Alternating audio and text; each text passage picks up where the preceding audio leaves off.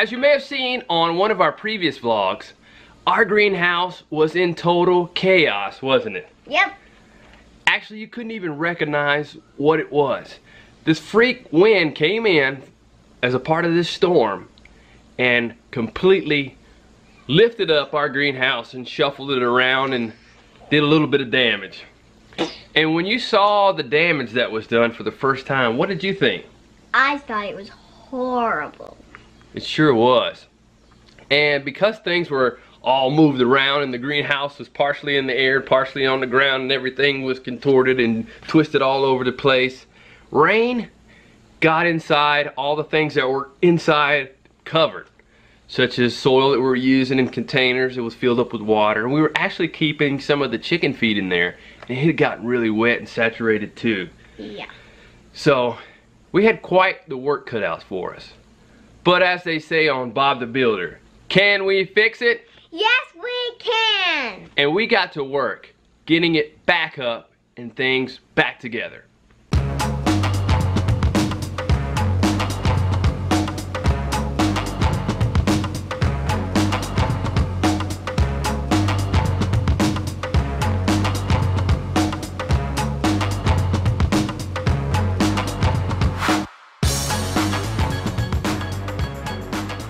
And as we got most of the things set up and were able to situate and separate the things that were together, it was pretty much a miracle. There was no damage at all on the plastic, which I was really hoping there wouldn't have been.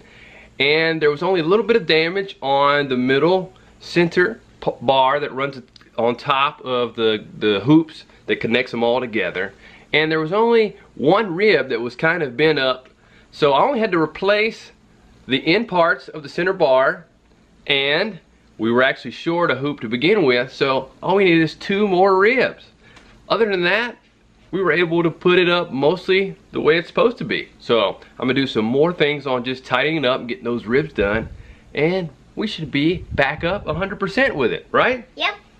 It could have been much, much worse. It could have been totally damaged. We could have lost the plastic, and I actually had some of the spare bars to make new ribs and the center bar that goes across the top, so we really didn't have to pay anything extra for it. Definitely a blessing, wouldn't you agree? Yep.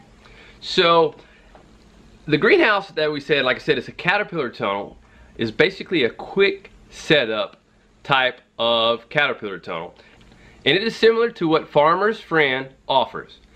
The only difference is Ray Tyler made a modification on his where the ends, I don't like how on Farmer's Friend they have these ends that you have to attach and tie the ends of the greenhouse, the caterpillar tunnel, to these poles, these fence poles, and it's very difficult to get in and out of.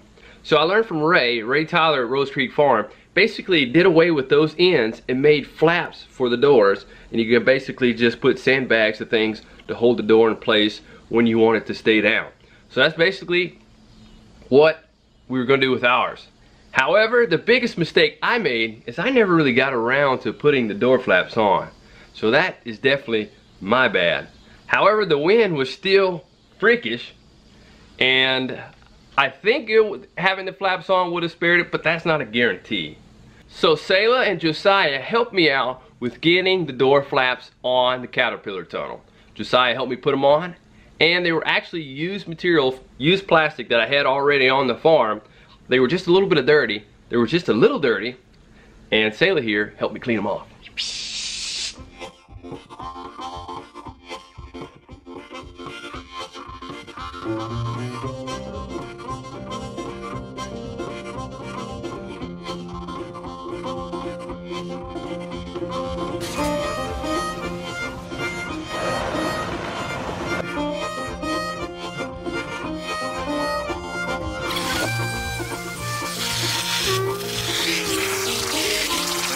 The long-term plan is to put the post in concrete.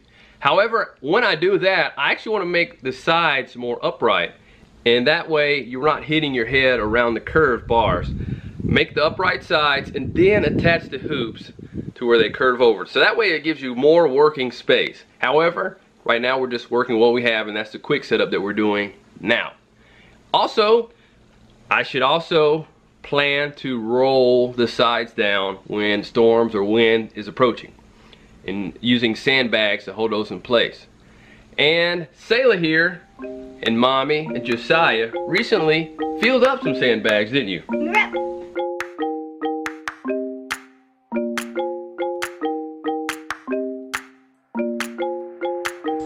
Come on, let's go.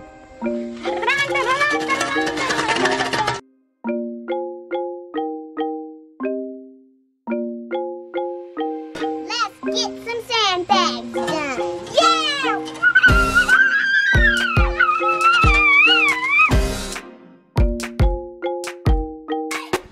As you all were filling up those sandbags, what did you see in the sand? A toad! Yep, so you had to take a break just to see that little toad, didn't you? Yep. Are you making another one? Oh, look, he jumped off. But hey, I want my home. Or maybe I'm going in the street. And then you got back to work and filling up the sandbags.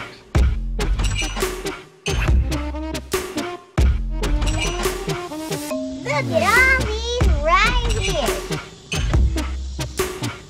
It's called the dog of doom. Watch out for the dog of doom. As I said earlier, thankfully there was not more damage done to our caterpillar tunnel. But challenges will happen. And if you let challenges get to you, they'll bring you down. They'll kill your morale for your family, your team, yourself, and it will hinder your progress in things that you want to achieve and want to do. So you have to keep challenges in perspective.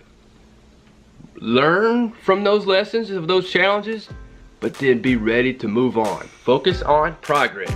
That's always the key, isn't that right? Focus on progress. So once we got that done, there's so many things that we need to do because we have been prepping for fall and winter, so we had to get to work. Turning new beds over. I got some new beds prepped, turned over. Used the broad fork, cultivator,